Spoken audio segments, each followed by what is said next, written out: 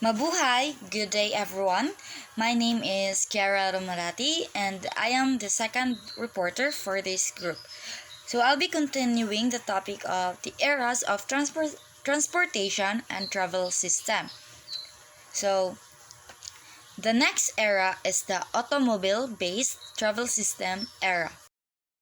Privately owned automobile was enhanced in North America and Europe from 1920s onwards. During this era, automobile base was predominant.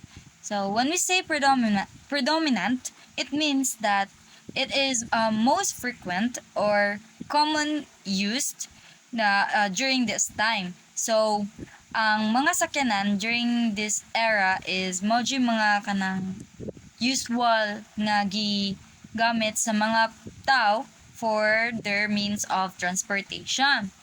That is from 1920s to 1945. And the car ownership has also boomed in this era. So it means that it is not just those public transport ang exist, but also the evolution of the the private vehicles also occur. So mga private vehicles like cars, personal cars, vans, and also nasa dinhi ang kaning mga motorbikes, no? So the usual people nga naaani nga mga transportations, naaani mga vehicles are those like private sectors, mga companies, no, mga like companies, they have their own trucks, they have their own business cars for the purpose of business, no, and also individuals who can afford to buy one for their own personal use. So this is very beneficial for those people who has their own cars, no, because it's easy for them to travel to different places since they have their personal mobiles. So pwede rin nila ma-use and pwede rin nila magamit bisag kanusa and bisag asa since they don't have the worry to have extra expenses for the fares, and di na sad sila ma-worry to for the means of time for their travel since mas malesen man ang imuhang travel time since you don't have to wait for your car, like for your train to ride, diba? You don't have to wait for the time nga kanus ka makasakay for the taxi, for the public jeepneys, and etc. And motorways and other trunk highways were also developed, no, mga highways, mga roads kung asa mangagi ang mga sakyanan, they also enhance and develop nga matarong ang iyang dan and nadyo siya klarong dan nga for vehicles, for transportations. Next is the modern tourism travel system era. That is in 1945 to 1974. Car ownership continued to grow at fast rate. So there were many people at that time na nainganyo to buy their personal cars, no? So mas ni boom na siya. So ilog na siya for like there was a mix of kanang private and public vehicles na sa roads. So to imagine that nga both private and public transportations na ang present. So, of course, ang traffic issues is nagka-increase na siya during that time. And then, we have mass travel was another World War II occurrence. And then, the introduction of wide-bodied, the mass tourism were prevalent during the 1950s and 1960s. So there is an increase of travel in tourists with increased number of cars, railways, travelers, and etc. So mas niboom na ang transportation vehicles in this era because of the overflowing number of tourist sectors. If daghan na ang access travel, it's more easier for them to go travel to different places since daghan na sila og options. If they like to travel from one country to another country, they have options of airplanes like airline flights, no? Or if they want to experience water-based transportation, they can have the cruise ships. If dinhi lang sila mo travels like sa mga local destinations or cities destinations from one city to another, they can also have land transportation. In land transportation, they have two options, like they can have buses, or they can have train transportations. So they have a lot of options that to choose. It depends on what they want, kung unsay lahang ganahan nga i-take nga transportation. So, and tourism industry will boom too, since transportation plays a huge role in the industry. Through this, it can carry people from one place to another, which help grow to the industry, since people man are the one nga mo palago sa business, and people sad ang reason why we have economic growth, since people are the one that making our money move, no? It creates a cycle in our economic and industries. So, for example, in transportation and tourism, no, tourism industry offers like tour packages, no? So, transportation in tour packages, like if they have offer like from Philippines to Thailand trip, no, they can offer a tour package that has an inclusion of flights, like a back and forth inclusion of flights from Philippines to Thailand. So that is a really great offer.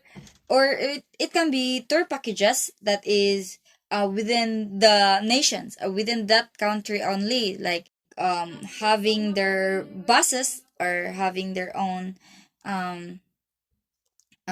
tour guides, like going to tourist spots to visit different tourist destinations. The next one is the post-mobility adjustment era. 1973 to 1974, as a result of the oil embargo generated by the OPEC. OPEC is an organization of the petroleum exporting countries. Since one of the component of when using of transportation is the use of energy, so there is a demand of fuel. Due to increasing number of cars or automobiles, there is an outsourcing of costs from other countries. Since our country is dili man makasupply og enough oil for the vehicles nga naa nato dinhi, since we have limited supplies for oils and fuels.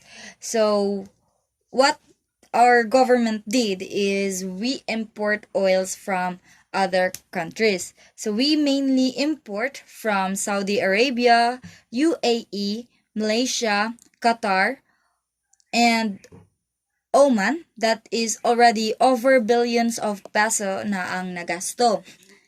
And we also experience crisis to get fuel.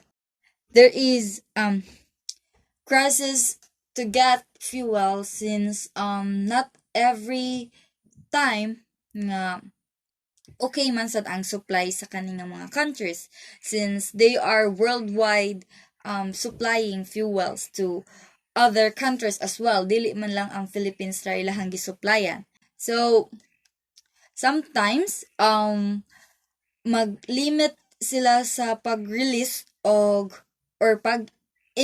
pag-export nila silahang oils to other countries kay para sa to control the oil nga naa sa ilahan, no, their sources of oil, to control that. So once nga maglimit na silahang pag produce sa oil para nato sa ato country, there is crisis ato why man kay if gamay ra ang ilang isupply sa ato nga oil, of course there is an increase in fuel prices since because that will result as more demand, less supply, so that will equals to high price or high cost. So the present era is one in which travelers continue to look alternative, group-oriented modes of transportation. So next is the historical development of the transport system. Historical development of transportation means the evolution of the transportation over the years, from simple to advanced transportation due to the upgrade of technology, also the curiosity of the human mind. They continue to innovate to feed the unstoppable needs and wants of the people, meeting their satisfaction and help the economy growth. There is an innovation and upgrade of every vehicles being invented. So the innovation or the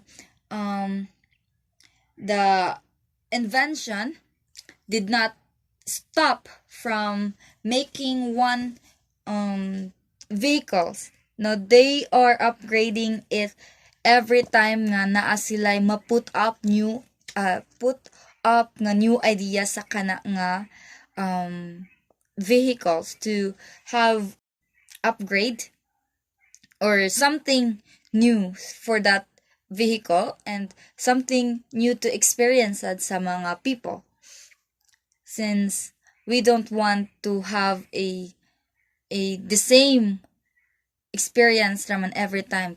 We like to explore more, to discover more, no, to have a better experience to offer to everyone. So such like before World War One, it took 7 days for travelers to go from coast to coast by steam locomotive. By 1950, travelers could complete the journey in 2.5 days by train. In 1938, an airplane with a speed of 400 miles an hour made possible non-stop coast-to-coast flights of less than 8 hours. In 1950, travel time from coast to coast was lessened to 4 hours, and at present, the Concorde can make a flight in 2.5 hours. So that is how the transportation evolve over the years. And I have here pictures that shows how these technologies or how these vehicles evolve or transform from simple features to an upgrade of features of transportation with the use of the new technologies that they discovered. So just like these air balloons, no, simple air balloons lang siya, and then they added flames nga makapalupad siya taas-taas, and then they added metallic materials nga mas makapalig-on sa iyahang features, and now they have what is this? It's like they discovered aircraft na invention, and then ang last is like more advanced nga aircraft. So another is like kaning simple kalasa to more seated nga kalasa na mas gipadak-an nila. And then they discovered a locomotive or use of fuels ng transportation. So they have this multi-cabs, then motorbikes, and then a more advanced cars. Then we have also here a simple boat, a small boat lang, and then they make a bigger boat. And now we have more advanced boats na and more larger na nga mga cruise ships that maka-cater na og huge number of guests and tourist people na mo on board. So that will end for my part. Thank you for listening.